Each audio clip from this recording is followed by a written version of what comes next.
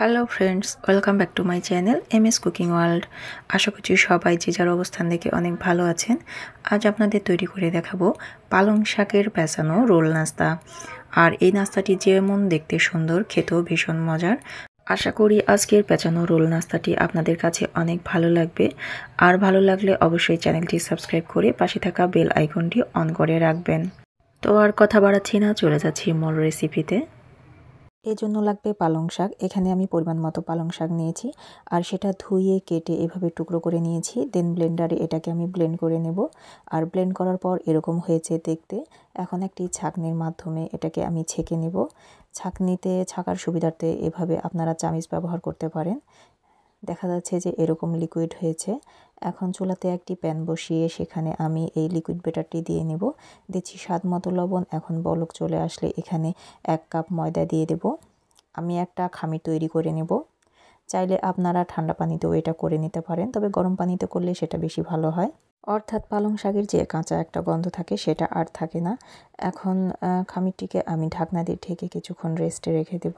চুলায় একটি প্যান বসিয়ে তাতে পরিমাণ মতো তেল দিয়ে সেটাকে আমি ছড়িয়ে নিচ্ছি। দিচ্ছি কয়েকটি কাঁচামরিচ কুচি এবং পেঁয়াজ কুচি।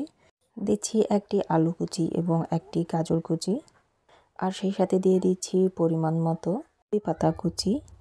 সবজিটা আপনারা আপনাদের পছন্দ অনুযায়ী অ্যাড করবেন। এখন কিছুটা লবণ দিয়ে নিচ্ছি স্বাদ মতো। দিচ্ছি হাফ চা চামচ মরিচের গুঁড়া, হাফ চা চামচ হলুদের গুঁড়া। এখন সবগুলো উপকরণকে আমি খুব ভালোভাবে মিক্সড করে নেব। দিচ্ছি হাফ চা চামচ চাট মশলা এবং পরিমাণ মতো ধনেপাতা কুচি। আপনাদের কাছে রিকোয়েস্ট করব যে আলু এভাবে কুচি করে না কেটে গ্রেটারের সাহায্যে গ্রেট করে নেবেন, সেক্ষেত্রে ভালো ফলাফল আসবে। আমি একটি ডিম ভেঙে দিচ্ছি স্বাদ মতো লবণ। আমি ডিমটিকে দিয়ে ডিমের একটি স্ক্রাম্বল তৈরি করে নেব। যেহেতু খাবারটিকে আমি হেলদিভাবে তৈরি করছি, তাই একটি খাবারের ভিতর সবগুলো পুষ্টি উপাদান যেন বজায় থাকে সে কথা মাথায় রেখে আমি এভাবে খাবারটি তৈরি করছি। এটা বাচ্চাদের পুষ্টির কথা ভেবে তৈরি করা খুবই ভালো। দিচ্ছি 1 চা চামচ হট টমেটো সস। টমেটো সসকে আমি বেশ কিছুদিন ফ্রিজে রেখেছিলাম, যার কারণে এভাবে জমাট বেঁধে গেছে। আমার সবজির পুরটি একবারে রেডি হয়ে গেছে, এটাকে আমি এখন সাইডে রাখবো। এখানে একটি মুরগির বুকের মাংস নিয়েছি হাফ চা চামচ করে লাল মরিচের গুঁড়া, হলুদের গুঁড়া, ধনিয়া গুঁড়া, গরম মশলা এবং স্বাদ মতো লবণ। এখন সবগুলো মশলাকে আমি খুব ভালোভাবে মিক্সড করে নেব। দিচ্ছি 1/3 চা চামচ করে বাটা মশলা এবং সয়া সস। সবগুলোকে আমি খুব ভালোভাবে মিক্সড করে নেব এবং মিক্সড করার পর আধা ঘন্টার জন্য রেস্টে রেখে দেব। চুলায় একটি প্যান বসিয়ে তাতে পরিমাণ মতো তেল গরম করে নিয়েছি। আর এখন সবগুলো মাংসকে আমি ভেজে নেব।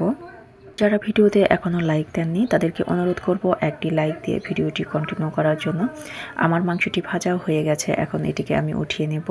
আমি এখানে মোট 2 ধরনের খামির তৈরি করেছি, একটি পালং শাক দিয়ে এবং একটি সাদা খামির। 2 ধরনের খামির দিয়ে আমি 2টি রুটি তৈরি করে নেব। ভিডিওটি শুধুমাত্র লং হওয়ার কারণে কিছুটা স্কিপ আমি ডিলিট করে দিয়েছি। দেখতে পাচ্ছেন ঠিক স্বাভাবিক রুটির মতো করে তৈরি করেছি। আর একটা রুটির উপর আমি আরেকটি রুটি সেট করে দিলাম, তবে এক্ষেত্রে অবশ্যই আপনাদের ব্রাশ করে নিতে হবে ময়দাগুলো। সেক্ষেত্রে কিছুটা পানি ব্যবহার করতে পারেন। আমি পুরগুলো দিয়ে নিলাম। এখন আমি এর উপরে মাংসটিকে ছড়িয়ে দেব। আমার এখানে পুর দেওয়ার পরিমাণ একটু বেশি হয়েছে, তাই আপনাদের বলবো অবশ্যই আপনারা এখানে একটু অল্প পরিমাণ পুর দিয়ে নেবেন। দিচ্ছি টমেটো কুচি। এখন সবগুলো পুরকে আমি এক সাইড করে নেব ফোল্ড করার সুবিধার জন্য। এভাবে ধারগুলোকে চেপে চেপে সিল করে নিতে হবে, অনেকটা বলতে পারেন পুলি পিঠার মতো। এখন একটি ছুরির সাহায্যে আমি কেটে নেব, তবে কাটার সুবিধার জন্য আপনারা ছুরিতে কিছুটা আটা ব্যবহার করতে পারেন। আর কাটার পর এভাবে আমি ঘুরিয়ে ঘুরিয়ে নেব। দেখতে পাচ্ছেন যে কিভাবে আমি পেঁচিয়ে নিচ্ছি। এভাবে পেঁচিয়ে নেওয়ার কারণে এই পিঠাটির সৌন্দর্য 90% বেড়ে যায়। এখন আমি এভাবে উপর দিক দিয়ে আমি ঘুরিয়ে নিচ্ছি। ফাইনালি আমার পিঠাটি তৈরি করা হয়ে গেছে আর দেখতে এরকমটা হয়েছে।